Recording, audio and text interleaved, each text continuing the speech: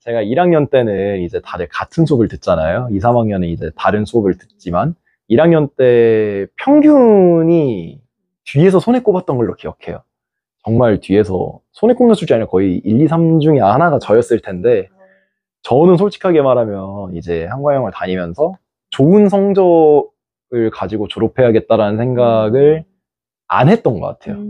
그러니까 흔히 뭐 학점이랑 서클이랑 뭐 연애 세 개를 하면은 다 한다 이런 얘기를 하는데 연애는 언감생심이었고 이제 서클도 그렇게까지 활발하게 활동을 하지 않았어요. 근데 저는 이제 그런 흔히 생각하는 학점, 뭐 서클, 연애보다 제가 하고 싶은 걸 좀 하고 싶었어요. 그러니까 하고 싶은 걸 찾고 싶었어요. 한국강영대학교 14학번 카이스트 항공우주공학과 석사과정 재학 중에 있는 장재훈입니다. 반갑습니다. 네, 항공우주공학과에 대해서 조금 자세하게 설명해 주세요.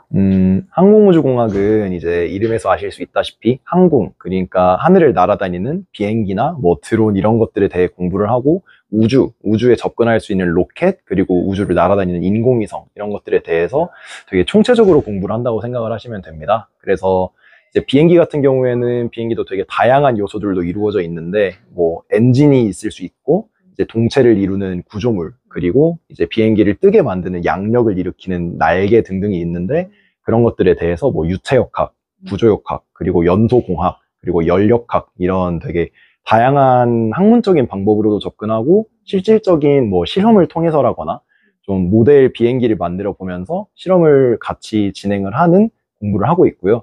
위성 같은 경우에는 이제 로켓의 그런 로켓 연소공학 이런 부분도 같이 공부를 하고 있고, 인공위성 역시 뭐 인공위성 시스템을 어떻게 만들 것인가, 그리고 인공위성의 자세 또는 뭐 큰 틀에서 어떤 미케니컬 시스템은 어떻게 제어해야 하고 어떻게 설계해야 하고 이런 것들을 배우는 그런 학과라고 말씀드릴 수 있을 것 같습니다. 저는 사실 이제 2016년에 나사 에임스 연구센터에서 주관한 Space Satellite City Design Competition, 그러니까 SSDC에서 그랜드 프라이즈, 최우수상을 받으면서 그때부터 이제 위성이나 우주에 대한 꿈을 갖게 되었던 것 같아요. 어떻게 보면 한과형에서 그 꿈을 키울 수 있었고, 그렇게 이제 대학원에 올라가가지고도 그쪽으로 지금 제가 연구하고 있는 분야는 이제 인공위성 시스템 공학, 그러니까 영어로 하면은 이제 Space Satellite System Engineering이라고 하는데 그런 쪽으로 어떻게 인공위성을 잘 설계할 것인가, 그리고 어떻게 인공위성을 잘 활용할 것인가 이런 쪽으로 공부를 계속 하고 있습니다.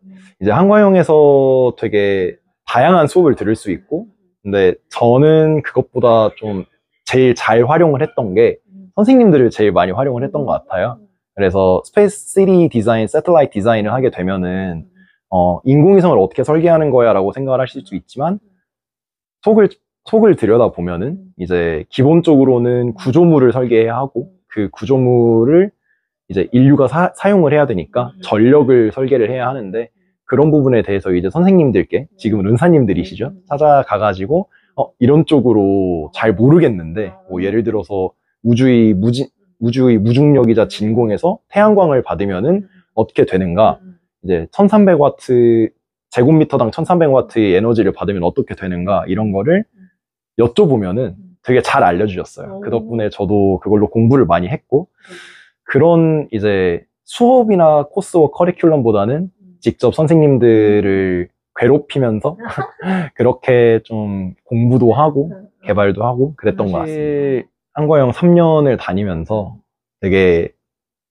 매 순간이 재밌었던 것 같아요. 정말 1학년 1학기 때 1학년 2학기 후 3학년 2학기에 이르기까지 매 학기 동안 항상 되게 재밌는 이벤트들이 있었고, 그때마다 항상 선생님들이나 학교가 끼어 있었어요. 아니면 이제 동기, 친구, 형들, 뭐 선후배들이 같이 이렇게 얽혀 있었고, 학교에서 가장 기억에 남았던 에피소드는 이제 제가 조철이 선생님께서 저 1학년 때 AA 담임 선생님이셨는데 아직도 AA란 단어를 쓰죠? 네. 네.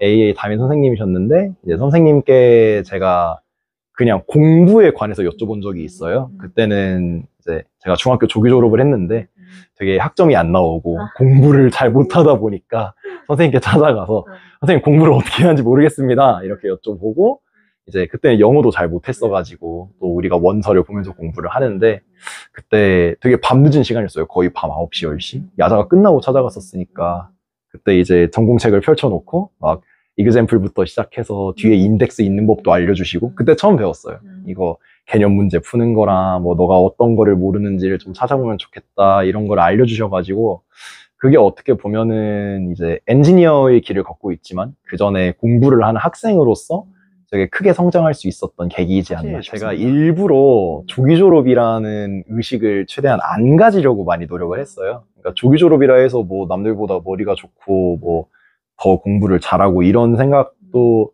할 수도 없었고 하고 싶지도 않았고 또 막 조기 졸업이라고 뭐 형들이죠. 대부분 형들인데 제가 동기 130여 명 중에 한 120명이 형 누나들이었는데 뭐 동생이라고 뭐 안 좋은 그런 식으로 바라본다거나 그런 것도 전혀 없었어요. 그래가지고 정말 조기 졸업을 한 거는 운이 좋았을 뿐이고 그리고 조기 졸업으로 학교를 다니면서 에피소드가 있냐 하면은 그런 건 딱히 없는 것 같아요. 조기 졸업 때문에 생긴 에피소드는 별로 없었던 것 같아요. 코치는 어떻게 했나요? 1학년 때는 형하고 존대를 했죠. 근데 이제 제가 졸업을 하고 나서도 만나는 이제 사람들은 그냥 뭐 친한 사이에는 뭐 애칭이라 해야 될까요? 뭐 별명으로 부르는 사람들도 있고 그냥 말을 좀 편하게 하는 사람들도 있는데 3년을 같이 시간을 보내다 보니까 그 부분은 좀 시간이 흐르면서 친구가 되지 않았나 싶습니다. 학교 생활에 대해서 아까 자꾸 강조했던 게 공부를 못했어요. 공부를 못해도 이렇게 훌륭하게 잘 성장하였고 지금 잘 해나가고 있잖아요. 자기 전공 분야에서. 제가 1학년 때는 이제 다들 같은 수업을 듣잖아요. 2, 3학년은 이제 다른 수업을 듣지만 1학년 때 평균이 뒤에서 손에 꼽았던 걸로 기억해요. 정말 뒤에서 손에 꼽는 숫자 아니라 거의 1, 2, 3 중에 하나가 저였을 텐데 저는 솔직하게 말하면 이제 한과형을 다니면서 좋은 성적을 가지고 졸업해야겠다라는 생각을 안 했던 것 같아요. 그러니까 흔히 뭐 학점이랑 서클이랑 뭐 연애 세 개를 하면은 다 한다 이런 얘기를 하는데 연애는 언감생심이었고 이제 서클도 그렇게까지 활발하게 활동을 하지 않았어요. 근데 저는 이제 그런 흔히 생각하는 학점, 뭐 서클, 연애보다 제가 하고 싶은 걸 좀 하고 싶었어요. 그러니까 하고 싶은 걸 찾고 싶었어요. 그래서 2학년 때 입학할 때는 제 한과형 자기소개에도 그렇게 적었지만 휴머노이드를 되게 만들어 보고 싶었어요. 그때 카이스트 오준호 교수님이 만드신 휴보를 보고 사람처럼 걸어다니는 로봇 되게 재밌을 것 같다. 근데 이제 공부를 하고 더 많이 알아가다 보니까 인공위성이 더 뭐랄까 한국에서 해본 적이 없고 아직까지 위험하고 아직까지 잘 모르는 분야인 거예요. 그래서 그런 쪽으로 하고 싶다고 생각을 했고 정말 단순하게 한 문장으로 말하면은 그냥 재밌게 살다가 졸업하고 싶다. 내가 뭔가 할 때 공부하는 거 솔직히 전 재미없었어요. 해야 되니까 했지. 솔직하게. 근데 인공위성 공부하고 인공위성에 대해 물어보고 대회를 준비하고 이런 거는 정말 재밌었어요. 막 새벽 2시까지 기숙사 자습실이 새벽 2시에 불이 꺼지는데 새벽 2시까지 거기 이제 노트북 불출해가지고 막 그 사감 선생님께 양해 구해서 할 때 그게 재밌었던 것 같아요. 막 다음날 아침에 졸고 그러더라도. 그래서 정말 우리 뭐 후배님들도 자기가 뭘 할 때 재밌는지를 하나 찾았으면 좋겠어요. 물론 그게 게임을 하면서 재밌다거나 그런 도피성 있는 즐거움 말고 정말 하면서 힘든데 재밌는 약간 매운 거 먹을 때 맛있게 매운 그런 느낌으로 자기가 좋아하는 그런 거를 찾아서 그런 거를 또 정말 한과형이 축복받은 거라고 말씀드리고 싶은 게 도움 줄 수 있는 사람이 정말 많아요. 그 박사님들, 선생님들이 정말 많아서 이런 분들이 한 건물에 한 동에 이렇게 모여 있는 게 쉽지가 않아요. 그리고 언제든 열려 있고 언제든 여러분이 찾아가면은 또 즐겁게 맞이해 주시니까 그런 분들을 잘 활용해서 재미를 극대화시키면은 저는 뭐랄까 나사에서 이제 상을 받고 대회를 나가면서 나사 때문에 즐거웠다기보다는 그 나의 즐거움을 다른 사람들이 공감해 준다는 게 되게 좋았던 것 같아요. 다른 사람들이 내가 이렇게 해온 거를 좋게 생각하네? 그리고 이거 정말 잘 만들어졌다고 생각하네? 그게 좋았던 것 같아서 여러분도 이렇게 다른 사람들과 그 즐거움을 나누고 여러분들의 즐거움을 더 강화시키고 그런 경험을 이제 최고의 학교거든요. 정말 최고의 학교예요. 제 모교라 그런 말을 하는 걸 수도 있지만 이 좋은 공간에서 함께 만들어서 좋은 추억을 갖고 저도 졸업하고 이제 제가 입학한 지 10년째인데 아직도 여기에서의 시간이 너무 소중하고 너무 즐거웠고 10년 전으로 시간을 돌린다 해도 똑같은 걸 하면서 똑같이 즐거웠을 것 같아요. 이런 좋은 추억을 학교에서 쌓으셨으면 좋겠습니다.